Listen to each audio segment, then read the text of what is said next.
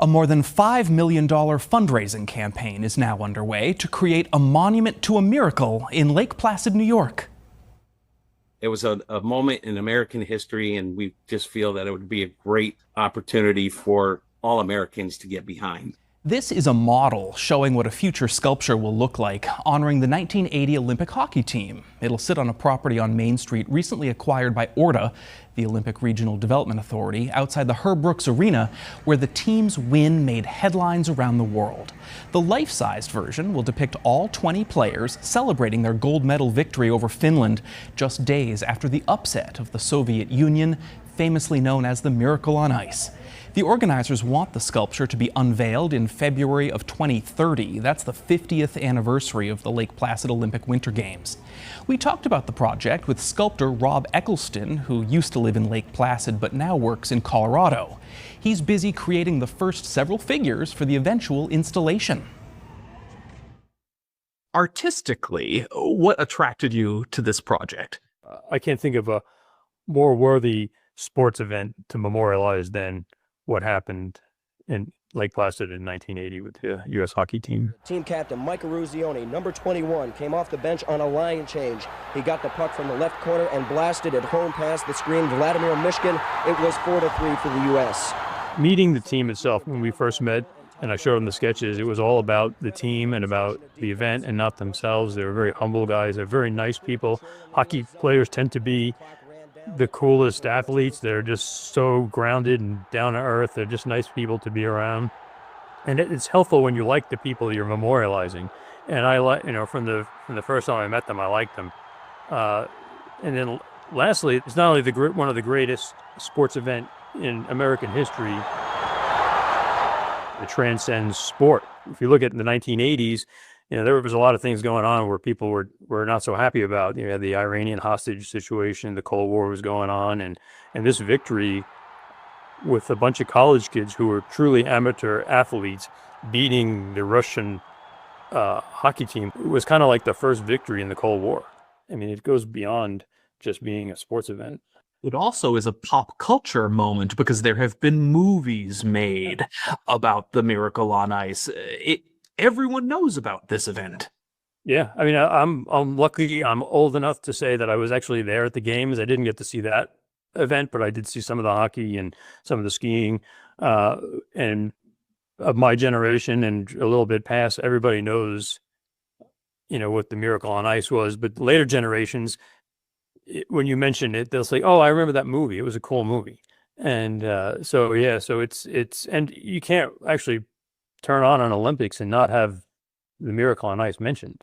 Now, when an event is so iconic, so history-making, you, as a sculptor, the pressure is on you with this assignment. Yeah, but I like it. I mean, I like high-pressure commissions. I like a deadline. If I never have a deadline, I would never get anything done. I like to know that I need to get X amount of figures done. We're dedicating this in 2030. I know I have to do at least 7 figures this year, 7 figures another year, and then 6 figures, and then have it all cast in bronze by the time and mounted on the pedestal by the time for the dedication. And it helps making art kind of like a regular job. And I like to have that structure. Your model is just so incredibly lifelike. Those athletes look like they're alive. Thank you. Well, yeah, I pay a lot of attention to make sure that the gestures are natural, which was difficult. It was like a jigsaw puzzle. So I would sculpt figures. I put them onto the base. The way I sculpt fabric and the way I sculpt hair are stylized because my goal is to lead the individual around the sculpture. And sometimes, when I sculpt the fabric of their tracksuits and how they're gesturing their arms, it kind of like leads you to another part of the sculpture. So then you see the another figure. I also wanted to make sure that the guys in the center of the sculpture could be seen to some degree. So somebody's son could say, "Hey, that's my dad," or the athlete himself can say, "Hey, that's me." So as you walk around, I've created these pockets in the sculpture where you could see through the other figures to see the faces of interior figures. This sculpture will be a bit interactive because visitors can stand on the bronze and the silver podiums to actually have their pictures taken with the sculpture. Yes, and that was kind of an important part of the designing the memorial, and also determining the size of the memorial. You know, a lot of sculptures of individuals are brought to a heroic level because you want them to stand out in an outdoor space.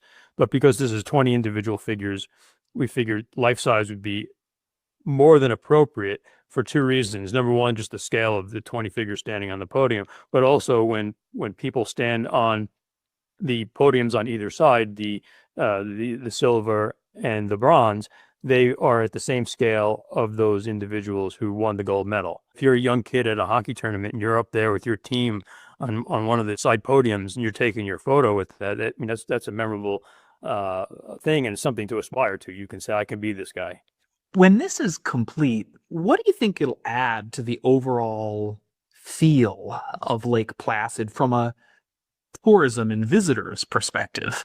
Well, I think it'll be like the final piece in a puzzle type of thing. I mean, I don't think it's the final piece, but it'll be an integral part of the Olympic story for Lake Placid. I mean, Lake Placid has back from the 32 Olympics all the way to the 1980 Olympics, and then beyond hosting, World Cup events. I think that the imagery of that event in 3 dimensions where people can come up and walk around it will just continue the legacy of that game, so it'll always be in the back of somebody's mind when they see that memorial. Oh, I remember that. Or, hey, to my children, I was alive when that happened and it was amazing. And I just think that's what memorials do. They really kind of like keep people from forgetting an important event, and then hopefully make people who weren't around to see that event want to go learn more about it.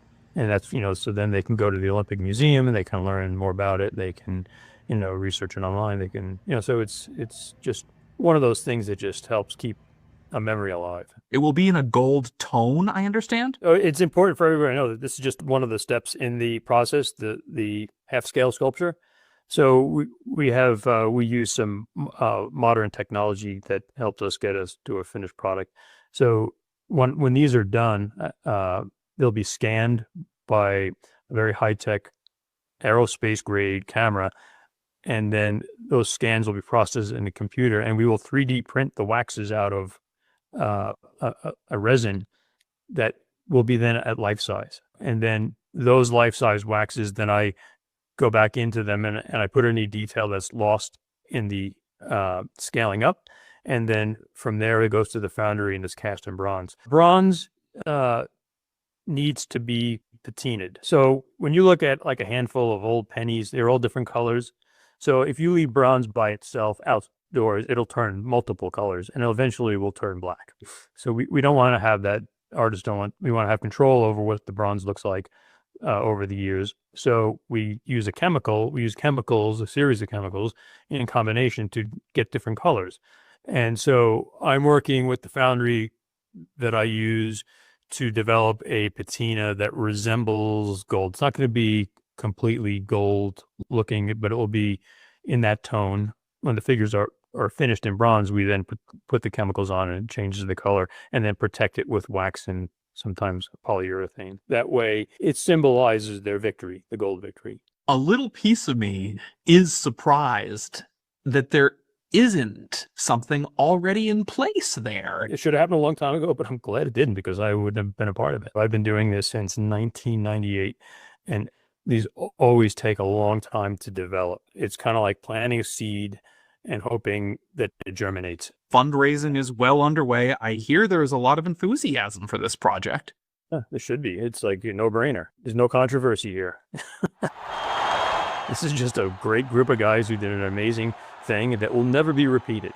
It can't be, because they were true amateur athletes who at the time, nobody thought would have a chance of winning the gold medal. And they proved everybody wrong. And, thanks to a amazing coach like Herb Brooks and his staff, they were able to take a bunch of college kids and turn them into a world-class gold medal winning team. You know, it's like fiction, but it's better than fiction because it happened. And it happened right at the right time. You know, it happened when America needed a real, you know, uplifting moment. Now, the plan for the podium of that sculpture is to carve it from granite and engrave it with memorable quotes from the coach of the team, Herb Brooks. Organizers are seeking grants, foundation support, and individual tax-deductible donations to make this a reality.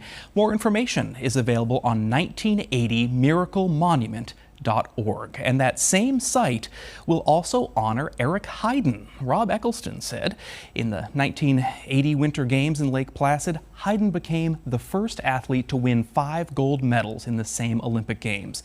He swept all 5 men's events from the 500-meter race up to the 10,000-meter.